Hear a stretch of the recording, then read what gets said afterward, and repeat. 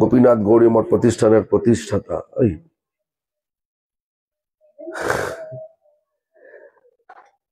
শিল গুরুপাদ পদ্ম নেত্রীলা প্রবিষ্ট বিষ্ণুপাদ অষ্টৌত্তর শত শ্রী শ্রীমদ ভক্তি প্রমোদ পুরী গোস্বামী ঠাকুর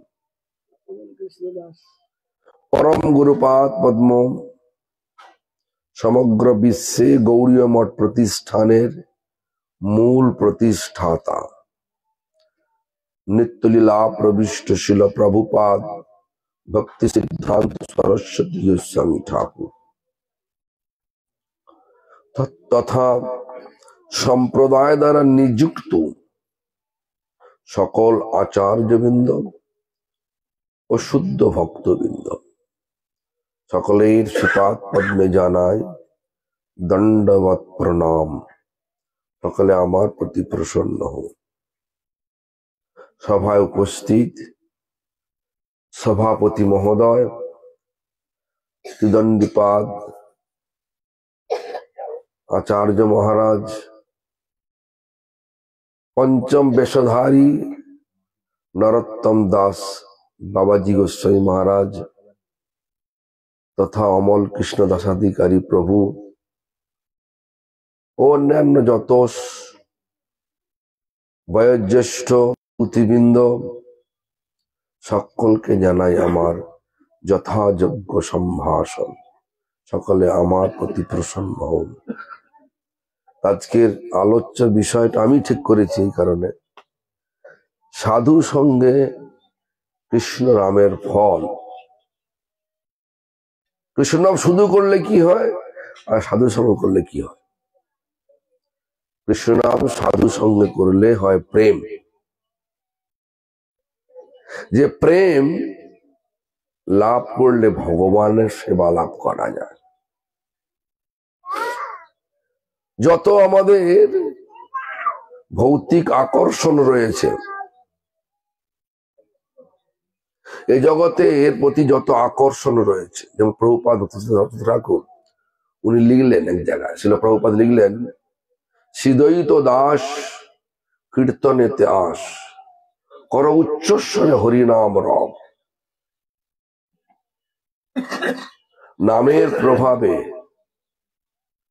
স্মরণ হইবে, সেকালে ভজন নির্জন সম্ভব। আবার এই একই সময় বলা, একই জায়গায় একই কীর্তনতে লিখলেন, আসক্তি রহিত সম্বন্ধ সহিত। আসক্তি কিসের? এই ভোগে আসক্তি, এটা ভোগভূমি। জানবেন যেখানে আসক্তি সেখানেই গতি। আমার ছেলে, আমার মেয়ে, এই আমি আমার যত আছে এটাই নামে সংসার। সাধু মহারাজ বললেন, সংসার জিনিতে আর কোনো বস্তু নাই। তো আমি আমার যত আছে সেটা হচ্ছে সংসার গতি, মানে আসক্তির সাংকেতিক চিহ্ন। এটা আসক্তি, আমি আমার। কিন্তু বাস্তবটা তো আমার কিছু নেই, আছে কিছু মানে। যাকে ভাবছেন আমার,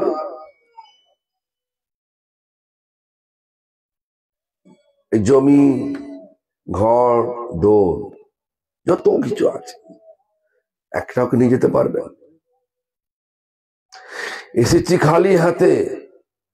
আমাদের ভক্তিদ্বৈত মাধব গোস্বামী বলতেন, কপটদক শূন্য এসছি, কপটদক শূন্য হয়ে যেতে হবে। কোনো কিছু ছুঁচ পর্যন্ত নিয়ে যেতে পারবো না। তাহলে এত আসক্তি কেন? আমাদের আসল আসক্তিটা কোথায়? আমরা বলছি বটে এই জগতে, ভৌতিক জগতে আসক্তি আছে, কিন্তু আমাদের আসল আসক্তি চির আনন্দতে। যেমন আগুনের পাশে বসে আমি চিন্তা করছি আমি শরীরটাকে শীতল করবো, হবে? গায়ে ঠান্ডা জল ঢেলে আমি ভাবছি শরীরটা গরম করবো, হবে? এটা হবে না। ভৌতিক ভৌতিক আকর্ষণে আকর্ষিত হয়ে যদি ভাবি আমি আনন্দ, চির আনন্দ লাভ করব, হবে?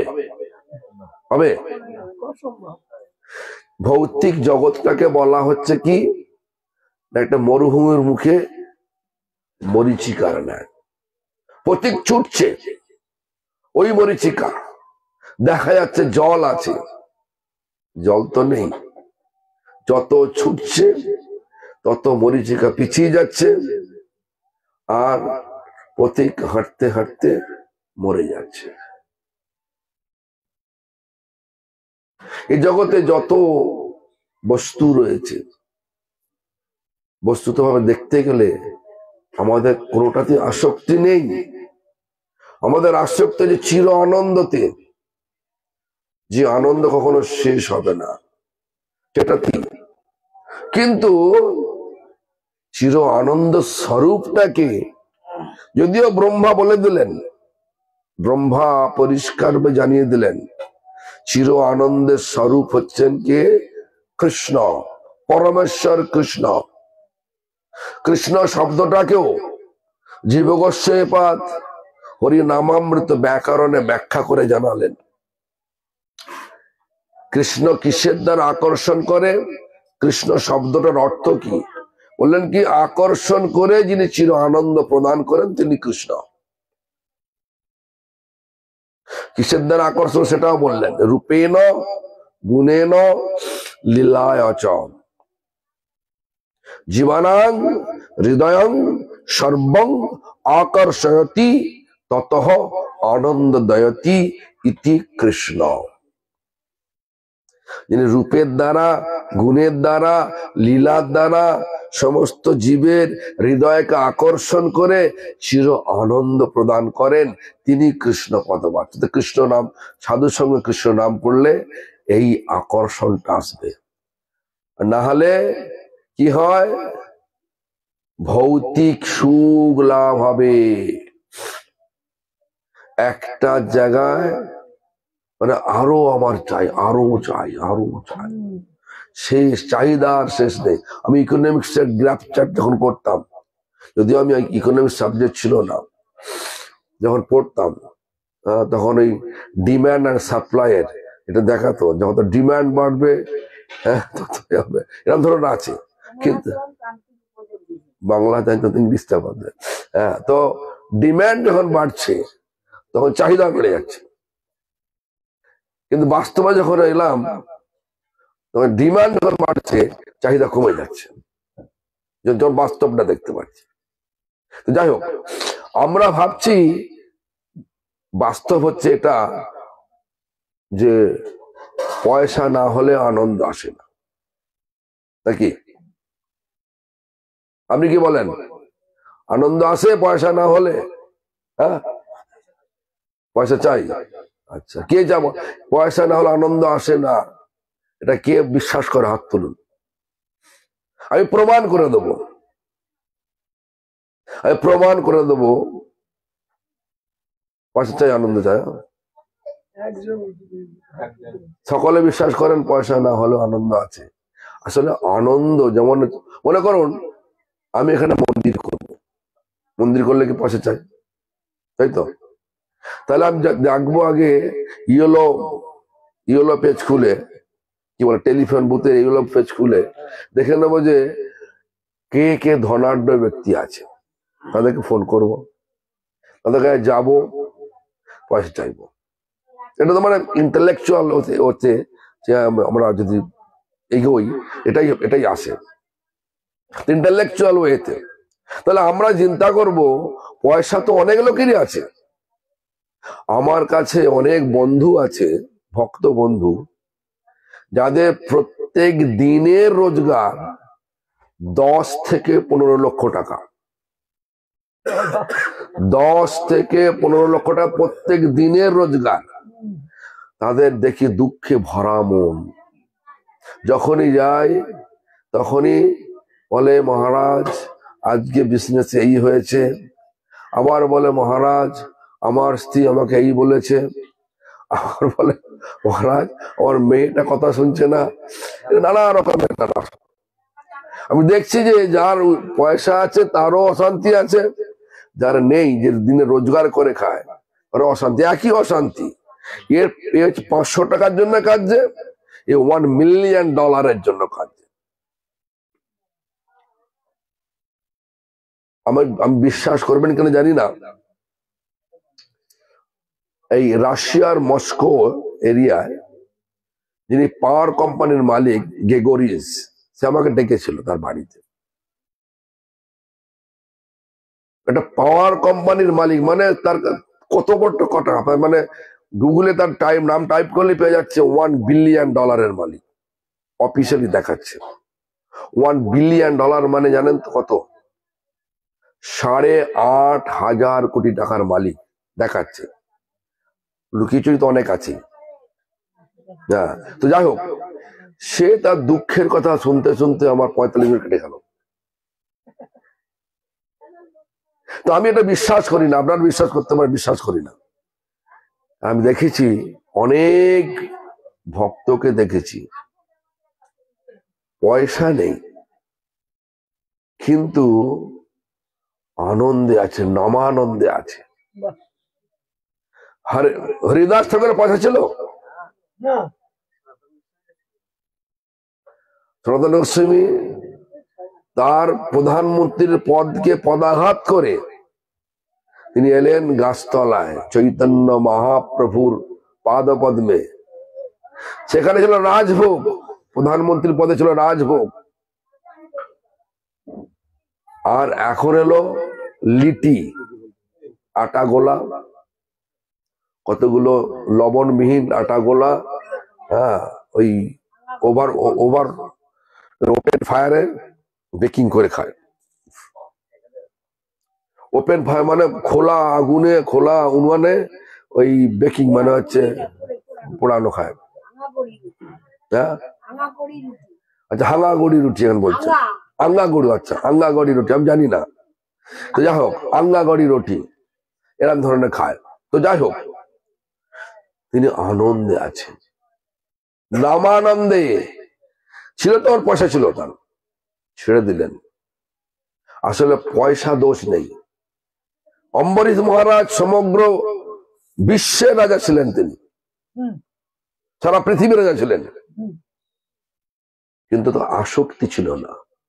আমি একটা দৃষ্টান্ত দিচ্ছি, অনেক দৃষ্টান্ত আমি দেবো, যদি সময় দিচ্ছে 8 ঘন্টা। তো দুর্বাসা ঋষি ছিলেন সম্পূর্ণ ত্যাক্তাশ্রমী। যখন অম্বরীশ মহারাজের এই একাদশী ব্রতের পরের দিন দ্বাদশীতে দুর্বাসা ঋষি এলেন, তখন দুর্বাসা ঋষি গেলেন, প্রথমে অতিথ্য স্বীকার করলেন। অম্বরীশ মহারাজ স্বীকার করলেন, বললো আমার স্নানান্নিক সেরে আসি।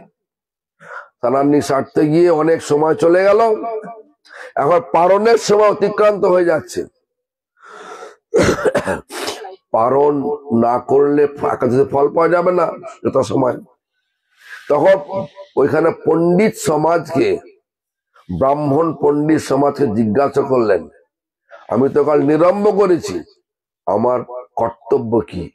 এখন উনি তো আমার অতিথি, ওনাকে না পাইয়ে তো পাওয়া উচিত নয়, তা পালন করবো কি করে? তোর বললেন, আপনার মন্দিরের চরণামৃতে একটা দুর্বাঘাস ডোবান, দুর্বাঘাসের ডগায় যে 1 ফোঁটা জল থাকবে, মানে থাকবে, সেটাকে জিভে ফেলুন, এটি পালন হবে। দুর্বাসা ঋষি ধ্যানের মধ্যে দেখতে পেয়ে গেলেন অম্বরীশ আমাকে না দিয়ে পেয়ে নিলেন। ক্রোধে অগ্নিগর্ভ হয়ে ফিরে এলেন, জটা ছিঁড়ে কৃত্তা নামক এক অসুরকে সিচ্ছি করে বললেন, যাও অম্বরীশকে ধ্বংস করে দাও, মেরে দাও। ত্যাক্তাশ্রমী রাজা, রাজা মানে ম্যাটেরিয়ালিস্টিক, ভৌতিক লাভের জন্য লালায়িত। কিন্তু সাধারণত রাজা, আমি কেন বলছি এটা, দেখুন চৈতন্য মহাপ্রভু আর হচ্ছে রাজা প্রতাপ রুদ্র। মিলনের পূর্ব অবস্থা কি হয়েছিল বাপু বলেছেন? হ্যাঁ ঠিক আছে, সর্বকাল বলছে রাজা ভক্ত হলে কেউ রাজা হবে না, দর্শন হবে না। কেন? সন্ন্যাসীর হয়ে রাজ দর্শন করতে নাই, মানে ভৌতিক লালায়িত ব্যক্তির কাছে সন্ন্যাসীর যা উচিত নয়, এটাই বলেছিলেন। এটাই মানে আক্ষরিক অর্থ। এটাকেই যদি ধরে নেন তাহলে দুর্বাসা ঋষি একজন অত্যন্ত ত্যাক্তাশ্রমী, আর এই হচ্ছে রাজা, সমগ্র পৃথিবীর রাজা অম্বরীশ। এখানে দুর্বাসা ঋষি যখন কৃত্তাকে ছাড়লেন, তো ভগবানের হাত থেকে চক্রটা এসছিল কার জন্য এসছিল? অম্বরীশকে সাহায্য করার জন্য এসছিল। কেন অম্বরীশকে কেন মারবে? কেন? অহং ভক্ত পরাধীনা, বলে আমি ভক্তের পরাধীন, ভক্তের কাছে আমি অধীন। তো আমি আমার চক্র যখন, কখন বুঝতে পারলেন দুর্বাসা ঋষি?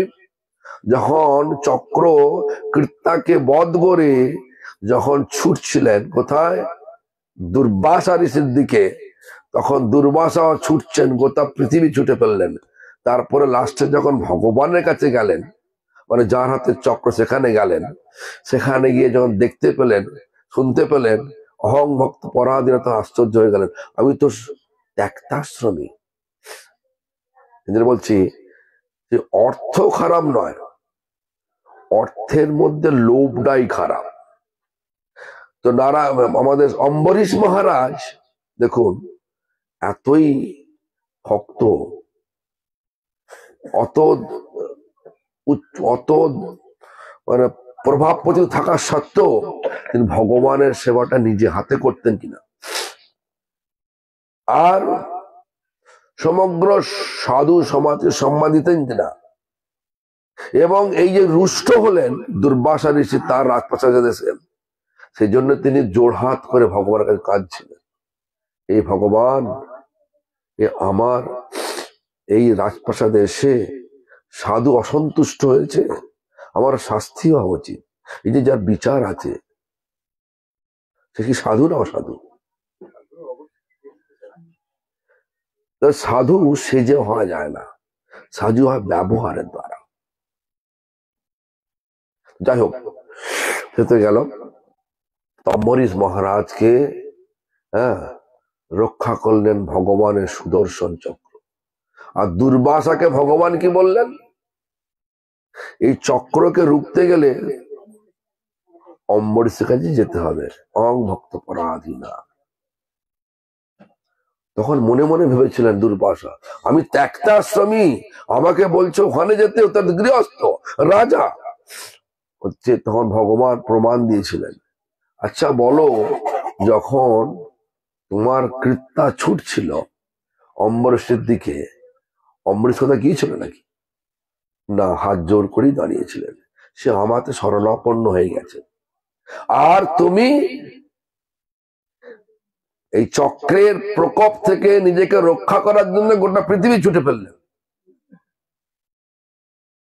এক চক্র তখনই থামবে যখন তুমি দুর্বাসা তোমাকে ক্ষমা করবে, মানে অম্বরীশ ক্ষমা করবে।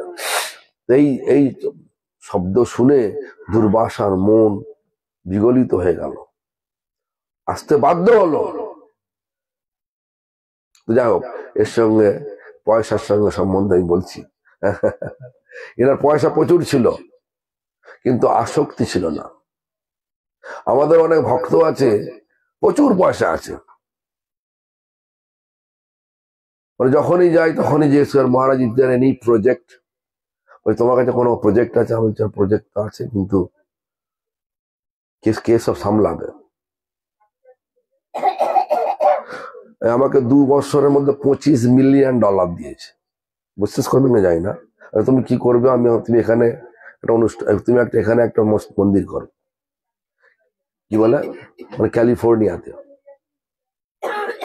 $1 মিলিয়ন মানে হচ্ছে 850 কোটি টাকা না, 850 কোটি টাকা না, 8 কোটি মানে সাড়ে 8 কোটি টাকা। হ্যাঁ, $25 মিলিয়ন মানে কত? 200-300 কোটি টাকা, 200 কোটি টাকা, 200। সেরকম ধরনের লোক, পয়সা আছে, অশান্তি ভরা আছে, তারপরে সেবা করছে, দৈনতা রয়েছে। আমি যেটা বলছিলাম, হরিদাস ঠাকুর কি করতেন? বিজনেস ছিল নাকি? হরিদাস ঠাকুর বিজনেস ছিল? কি ছিল? নেংটি পরা হরিদাস শুধু হরিনাম করতেন। আর তার কাছে কারা যেতেন? সমস্ত গ্রামবাসীরা তার কাছেই যেতেন। আর সেইখানে রামচন্দ্র খা ছিল, জমিদার ছিল, তার কাছে কেউ যেতেন না। যেতেন? তার জমিদারের হিংসা হলো, বেটা আমি জমিদার, আমার কাছে কেউ আসছে না, আর ও বেটা নেংটি পড়া জঙ্গলে বসে থাকা হরিনাম করে, সবাই ওকে ছুটছে। হরিনামে আকর্ষণ আছে তো, যে হরিনামের আকর্ষণে যে একবার আকর্ষিত হয়েছে, পয়সার আকর্ষণ তাকে ছোট হয়ে যাবে। যাই হোক, তারপরে কি হলো? হরিদাসের যে নামব্রতকে ভঙ্গ করার জন্য আমাদের রামচন্দ্র খা মনে মনে বুদ্ধি আনলো, বেটাকে বেশ্যা দিয়ে ফাঁসাতে হবে। কেন দেখবো, মঠে দুটো জিনিসে ফাঁসানো যায় ভালো, নারী আর চুরি, নাকি ডাক্তারবাবু? নারী একটা দোষ দিয়ে দাও, যাক হোক আর না হোক, লোক বিশ্বাস, লোক খেয়ে নেবে। যারা সত্যি করে সাধু, হ্যাঁ আমাকে দোষ দিক, আমার কোনো আপত্তি নেই, আমার কাছে লোক আসবে না, আমি তো লোকের জন্য ভজনা করছি না, আমি ভগবানের সুখের জন্য ভজনা করছি। এই বিচার যা থাকবে, নারীয়ে বলি না চুরি বলুন, যাই হোক, আর মঠ থেকে বার করে দিন, সে তার কোনো অসুবিধা নেই। হাতে মালা থাকবে, জঙ্গলে বসে যেখানে হরিনাম করবে, ভগবান ঠিক পাঠিয়ে দেয়, এটা বিশ্বাস আমার আছে, নাকি ডাক্তারবাবু? তো রামচন্দ্র খা বেশ্যা ঠিক করে, লক্ষ্যহীরা নামে বেশ্যা, একদম বিখ্যাত, সুশ্রী, সর্বদিক থেকে আকর্ষণীয় সেই বেশ্যাকে স্থির করলেন, যাও তুমি হরিদাসকে তোমার দাস হীরাদাস বানিয়ে নাও। তার নাম হচ্ছে লক্ষ্যহীরা, হীরাদাস বানাতে হবে। বলছে হুজুর 3 দিন সময় দিন, 3 দিনের মধ্যেও আমার দাস হয়ে যাবে। যাই হোক, গেল তো, চোখের ভঙ্গি দ্বারা যে জন্য এসে সেটা বলে দিলেন। হরিদাস কি বললেন? তোমার ইচ্ছায় পূর্তি করবো, আমার নামটা সম্পূর্ণ করতে দেন। আজকের দিনে কোন যুবকের কাছে ওইভাবে একটা সুন্দরী মহিলা অঙ্গভঙ্গির দ্বারা যদি তার সেই ভৌতিক সুখের জন্য কামনা করে, পারবে? নামের বল এত। হরিদাস, ব্রহ্ম হরিদাস সাধারণ নয়, ব্রহ্মা এসছেন হরিদাস রূপে।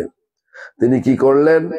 নাম করছেন, নাম, আর সারা রাত ধরে, সন্ধ্যাবেলা গেছেন, সারা রাত কেটে গেল নাম সংখ্যার পূর্ণ হয়নে। পরের দিন এসেছে আবার সন্ধ্যাবেলায়, পরের দিনও নাম সংখ্যা হলো না। তৃতীয় দিনে হরিদাসের মুখ থেকে শুদ্ধ নাম শুনতে শুনতে সে লক্ষরিতে যত রকমের লক্ষরিতে কলমশ ছিল, মানে দোষ ছিল, সেই দোষগুলো সব কেটে গেল। এখন সে বুঝতে লাগলো আমি অপরাধী হয়ে গেছি, গিল্টি ফিল করতে লাগলো, অপরাধ। কি হলো? তৃতীয় দিনে হরিদাসের পায়ে পড়ে বললেন, প্রভু আমার রক্ষা করো। বললেন প্রায়শ্চিত্ত কি? তখন কি বললেন? প্রায়শ্চিত্ত স্বরূপ যাও, এই আমি জানি তুমি কি জন্য এসছো, তোমাকে উদ্ধারের জন্য আমি এখানে ছিলাম। যাই হোক, তুমি যাও, তুমি যে সত্যিকারের উদ্ধার হতে চাও, তাহলে তোমার এই যে প্রফেশন মানে পেশাকে অবলম্বন করে যত তুমি সম্পদ করেছো সব সম্পদ গুলো ব্রাহ্মণকে বেটে দাও, কোনো আসক্তি থাকবে না, আমার সম্পদ করবে না। তারপরে মাথা মুড়িয়ে আমার কাছে আসো, আমি তাকে হরিনাম দিয়েছিলেন, বলে তুলসীর সেবা করো আর হরিনাম করো। লক্ষ্য হীরা হলো বড় মহান্তি, বড় বড় লোক তার কাছে জানতি, বড় মহান্তি হয়ে গেল। নামের ফল এরকম, অহংকারকে চূর্ণ বিচূর্ণ করে দেয়। আমি আমাদের ওই প্রভুকে, রামদাস প্রভুকে বলি, উনি সত্যি করে অনেক বড় কোম্পানির মালিক। তো উনি আসেন অফিস থেকে, মানে ওর ফিরে এসে, আমি যখন ওর বাড়িতে থাকি আসেন, পা টিপতে আসেন। আর যে প্রভু, আজ যদি আমি সাধারণ বস্ত্র পরে থাকতাম, এই প্যান্ট জামা পরে থাকতাম, তোমার কাছে অনেক, তোমার অফিসে অনেক তোমার সব কর্মচারী রয়েছে প্যান্ট জামা পরে, তাদের কাছে তোমার কাছে দেখা করতে গেলে অনেক সেক্রেটারি পার হয়ে আসতে হয়। আর আমি দেখো হরিনামও শুদ্ধভাবে করি না, হরিনামকে অভিনয় করি। আর তোমার মতো লোক যার কাছে যেতে গেলে অনেক সেক্রেটারি পার হয়ে যেতে হয়, আর সেই কিনা তুমি আমার পা টিপতে এসছো। দেখো হরিনামের কিনা ফল দেখো, যদিও শুদ্ধ নাম করছি না, করছি তো অপরাধযুক্ত নাম, কিন্তু এই হরিনামের ফলটা দেখে না। তো হাসতে হাসতে থাকে, মহারাজ don't take it other way, don't joke with me anymore. মানে তুমি একটু অন্য ভাবে নেবে না আমার সঙ্গে, তো যোগাযোগ আমার সঙ্গে এরকম ভাবে কি বলে, জোকে বাংলা কি বলে, আমার সঙ্গে ঠাট্টা মজা করবে না। তো যাই হোক, এই ধরনের অনেক ফল আছে। হরিনামের ফল যদি দেখা যায় তাহলে অনেক অনেক ফল আছে। সাধারণভাবে আমি বলতে অনেক ফল দেখতে পাই আমি আমার তো বিভিন্ন জায়গায় ঘুরছি, সেখানে দেখা যায়। এছাড়াও আমরা দেখেছি যে হরিনামের ফল, সে মৃগারি, শিকারী মৃগারি নারদ মুনির থেকে আশ্রয় গ্রহণ করার পরে তার যে স্বভাব ছিল সমস্ত জন্তু জানোয়ারকে আধমরা করে রেখে দিয়ে সে সুখ পেত, সব তার নষ্ট হয়ে গেল, তার দয়া এসে গেল। হরিনামের আসল ফল হচ্ছে জীবে দয়া, ঈশ্বরে প্রেম, স্বজনে মৈত্রী, নামে রুচি। শুদ্ধ হরিনাম করলে জীবের মধ্যে দয়া আসবেই আসবে। কেন বলছি?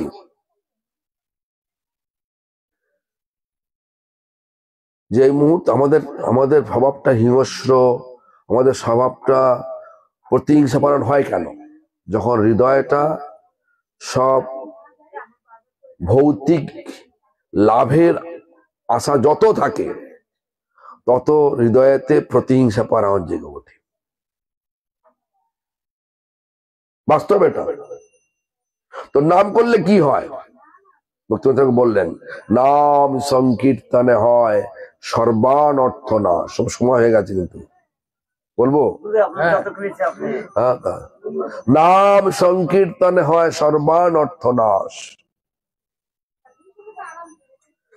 সমস্ত অনর্থ নামেতে চলে যায়।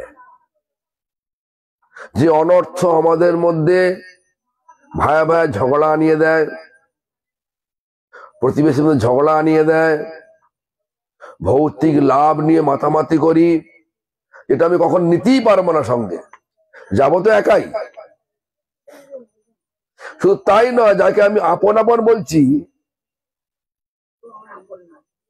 সেও আমাকে কাঁধে নিয়ে গিয়ে শ্মশানে নিয়ে জ্বলিয়ে দেবে। এবার দেখবেন, আমি এক সময় একটা সভাতে গেছি, বলছেন যে মহারাজ সংসার মানে কি?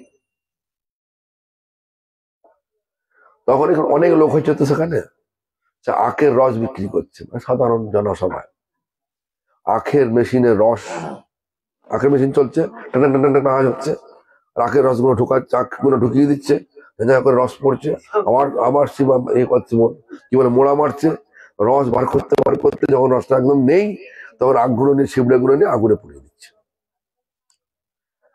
এমনকি সাউথ ইন্ডিয়াতে একটা সুগার মিলে গেছি, দেখেন একই জিনিস, বড় মেশিন হচ্ছে, সেখানে যাচ্ছে, বলছে আমি এটা কি করেন, বলছে এটাতে আমরা ফ্যাক্টরি থেকে এই আখের ছিবড়েগুলো দিয়ে আগুন তৈরি করে বিদ্যুৎ তৈরি করি। রিয়েলি মানে কি বলে, ওখানে যে মানে মালিক, সে আমাদের ভক্ত। তাকে আমি জিজ্ঞেস করেছিলাম, অনেক বড় মিলের মালিক, মানে যেখানে কয়েক হাজার লোক কাজ করে। যাই হোক, সে তাকে বললাম তাহলে তো ভালো, যতক্ষণ রথ ততক্ষণ নেগড়াচ্ছে, সংসারটাও তাই, যতক্ষণ রথ ততক্ষণ নেগড়াবে, দাও দাও, ছেলে বলবে দাও, মেয়ে বলবে দাও, সবাই দাও দাও করবে, আর যখন কিছু থাকবে না শ্মশানে নিয়ে গিয়ে জ্বালিয়ে দেবে। সং মানে কি? সং মানে হচ্ছে সেজে থাকা, সাজটাকে সার করেছি, আমি বাবা সেজেছি, বাবা সেজেছি, বাবা হয়েছি তো। প্রকৃত বাবা কে? প্রকৃত বাবা হচ্ছে তিনি যিনি সন্তানকে ভগবত ভক্তিদান আসল বাবার সঙ্গে যোগাযোগ করিয়ে দেন।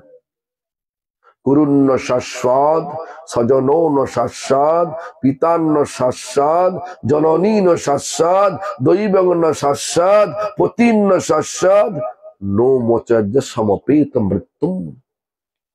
যে আসন্ন মৃত্যুর হাত থেকে যে বাবা তার সন্তানকে রক্ষা করতে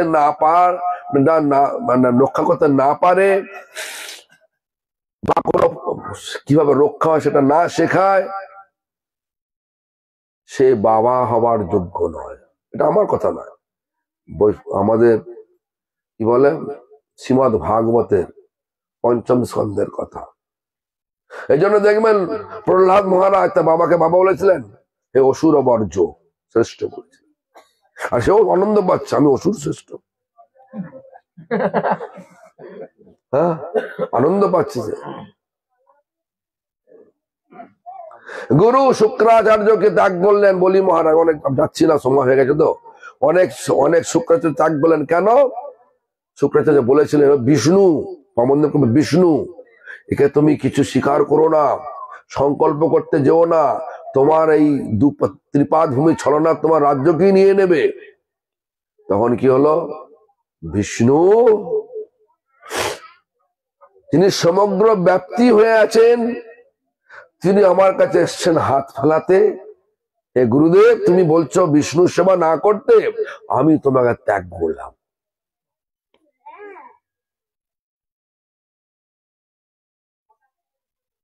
স্বজন বিভীষণ ত্যাগ করলেন রাবণকে, আমি বেশি ব্যাখ্যা যাচ্ছি না, মায়ের কাছে। বিভীষণ ত্যাগ করলেন রাবণকে, করলেন কিনা? কেন? রামের সেবাতে ব্যাঘাত দিচ্ছেন। তারপর কি বললেন? পিতা, বলে দিলাম, জননী মা, রামের মেজ ভাই ভরত কৈকেয়ীকে সাময়িক সমাজের ত্যাগ করেছিলেন। কেন? কেন? ওই রামচন্দ্রকে বনবাসে পাঠিয়েছিলেন, কিন্তু জানেন না যে রামের ইচ্ছাতে গেছেন, ভগবানের ইচ্ছা নাহলে হয় না। তাই যাই হোক, তারপরে বলছেন পতিন্ন সৎসৎ, যজ্ঞপত্নী গুলো তারা চতুর্বেদ ব্রাহ্মণ পতিকে ত্যাগ করলেন। আবার ভগবান বললেন না ফিরে যাও, যা অনেক বড় ঘটনা আছে না। তো খট্টাঙ্গ রাজা তিনি বললেন, তিনি দেবতাদের পক্ষ থেকে যুদ্ধ করে দেবতাদের জিতিয়ে দিলেন। তারপরে ইন্দ্র বললেন তোমাকে বর দেবো। কি আছে, দাঁড়ান, বর দেওয়ার আগে তো বলো আমার আয়ু কতটা আছে। বলছে 1 মুহূর্ত আছে। আমরা বর নিয়ে লাভ না, কি আছে, আয়ুকে বাড়াতে পারবে? বলছে না, বাড়াতে পারবো না। তাহলে তো যাত্রা চলো।